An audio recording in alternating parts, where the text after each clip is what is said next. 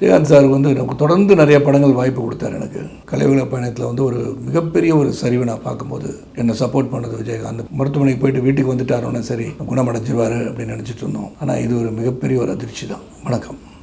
ஒரு துக்கமான நாள் தான் சொல்லணும். இது என்னை பொறுத்த வரைக்கும் மருத்துவமனைக்கு போகும்போதெல்லாம் அன்பு சகோதரர், அன்பு நண்பர், புரட்சி கலைஞர் கேப்டன் அவர்கள் பூர்ண குணமடைந்து வீட்டுக்கு வந்து மறுபடியும் பழைய விஜயகாந்த் அவரை பார்ப்போன்னு நினச்சிட்டு இருந்த பல பேருக்கு இது மிகப்பெரிய ஒரு அதிர்ச்சி. ஒவ்வொரு முறையும் மருத்துவமனைக்கு போகும்போது கேப்டன் நல்லா வந்துடணும்னு இறைவனை வேண்டுவதில் நானும் ஒருவன். ஏன்னா அந்த ஒரு என்ன சொல்ற ஒரு நட்பு எங்கள் ரெண்டு பேருக்குள்ள ஒரு டீப் ரூட்டட் ஃப்ரெண்ட்ஷிப்னு சொல்லுவாங்க. அதாவது என்னுடைய வாழ்க்கை பயணத்தில், கலையுலக பயணத்தில் வந்து ஒரு மிகப்பெரிய ஒரு சரிவை நான் பார்க்கும்போது என்னை சப்போர்ட் பண்ணது விஜயகாந்த். பல முறை நான் சொல்லியிருக்கேன். அவன் அலுவலகத்துக்கு போனது எனக்கு பசுமையாக எனக்கு ஞாபகம் இருக்குது. புலனசாரணை படத்துக்காக அவருடைய மேக்கப் அண்ட் ராஜுனை அவர்கிட்ட கூப்பிட்டு போனார். அதுதான் முதல் சந்திப்பு, நேரடி சந்திப்பு விஜயகாந்த் சாரோட. அவர் ராவுத்தர், டைரக்டர் செல்வமணி. அதாவது ஒரு இயக்குனருக்கு ஒரு உரிய மரியாதையை அன்றைக்கி அவர் எப்படி கொடுத்தான்றது என்னால் நேராக பார்க்க முடிஞ்சது. அவருடைய முடிவுக்கு எந்த ஒரு மாற்றம் இல்லாமல் ஒரு புதுமுகத்தை அந்த படத்தில், ஒரு மிகப்பெரிய ஒரு படத்தில் இன்ட்ரடியூஸ் பண்ணணும் போது அவர் எந்த ஒரு இதுவும் கேட்கல, யார் என்னன்னு கேட்டுக்கல. படம் தயாரிச்சிருக்காரு அப்படின்னு அந்த மேக்கப் மேன் ராஜு சொல்லியிருப்பாங்க. படத்தில் போட்டார். அன்று துவங்கிய அந்த நட்பு இன்று வரை நான் வந்து விஜயகாந்த் வாழ்ந்து கொண்டிருக்கிறார் தான் நினச்சிட்ருக்கேன். நான் இந்த 2 ஆண்டுகளாக அவரை சந்திக்க முயற்சி பண்ணி அவர் பார்க்க முடியலன்றது ஒரு மிகப்பெரிய வருத்தம் தான். கடைசியாக ஒரு 40 ஆண்டுகள் கலைப்பயணத்தில் பேசுனது ஞாபகம் இருக்குது. அவர் பக்கத்தில் உட்காந்து ரொம்ப மெல்லிய குரலில் பேசிகிட்டு இருந்தார்.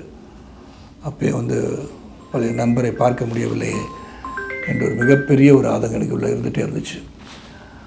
ஆனால் அண்மையில் கூட மருத்துவமனைக்கு போயிட்டு வீட்டுக்கு வந்துட்டாரோன்னா சரி குணமடைஞ்சிருவார் அப்படின்னு நினச்சிட்டு இருந்தோம். ஆனால் இது ஒரு மிகப்பெரிய ஒரு அதிர்ச்சி தான். இது ஒரு துக்க நாள்லேயே சொல்லலாம். எங்கள் பிரதன் கலை உலகத்துக்கு மட்டுமில்லை, அவரை பின்பற்றி அவரை நேசித்த பலருக்கு இது ஒரு துக்கமான நாள். இந்த நாளில் நான் வந்து சென்னையில் இல்லைன்றது மிகப்பெரிய வருத்தம் எனக்கு. நான் எப்படி இதை பகிர்ந்துக்கிறேன்னு தெரில. தொடர்ந்து வந்து அவருடைய குணங்களை பற்றி சொல்லணும். விஜயகாந்த் சார் வந்து எனக்கு தொடர்ந்து நிறைய படங்கள் வாய்ப்பு கொடுத்தார். எனக்கு அதுக்கப்புறம் பார்த்திங்கன்னா ஒரு மிகப்பெரிய ஒரு கதாநாயகன், வளர்ந்து வருகின்ற ஒரு கதாநாயகிக்கு வாய்ப்பு தருவார்களா என்பது வந்து மிகவும் கடினம். நான் அந்த ஒரு காலகட்டத்தில் என்ன தாய்மொழின்னு படத்தில் அவங்க பேனரில், அவருடைய பேனரில் ஒரு கதாநாயகனாக நடிக்க வச்சு அதில் ஒரு கௌரவ வேடம் ஏற்று நடித்தவர் விஜயகாந்த் அவர்கள். அந்த அளவுக்கு டீப் ரூட்டட் ரிலேஷன்ஷிப், ஃப்ரெண்ட்ஷிப், அது அவ்வளோ ஒரு நட்பு எங்கள் 2 பேர் பக்கம். அதில் நடிகர் சங்கத்தை அவருடன் பயணித்த காலங்களை நினைத்து பார்க்கின்றேன். அவருடைய ஆளுமை திறன் அதில் நான் பார்க்க முடிஞ்சுது.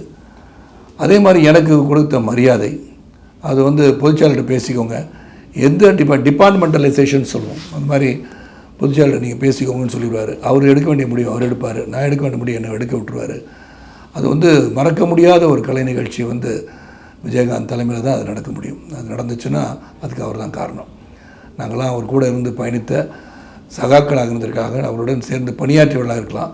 நான் முடிவுகள், பிறரை அழைப்பது, எப்படி நடக்கணும், இதெல்லாம் சீரமைப்பு, அதை சீர்படுத்தி எங்களுக்கு கொடுத்தது வந்து விஜயகாந்த் அவர்கள்.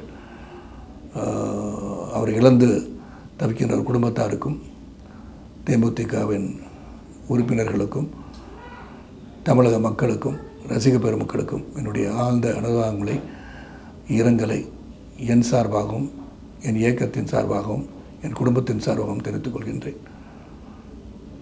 விஜயகாந்த் சார், நீங்கள் என்றும் அனைவரின் மனங்களில் வாழ்ந்து கொண்டே இருப்பீர்கள். நீங்கள் மறையவில்லை, வாழ்ந்து கொண்டிருக்கிறீர்கள், எங்களை பார்த்து கொண்டிருக்கிறீர்கள் எடுத்துக்கொள்கின்றேன்.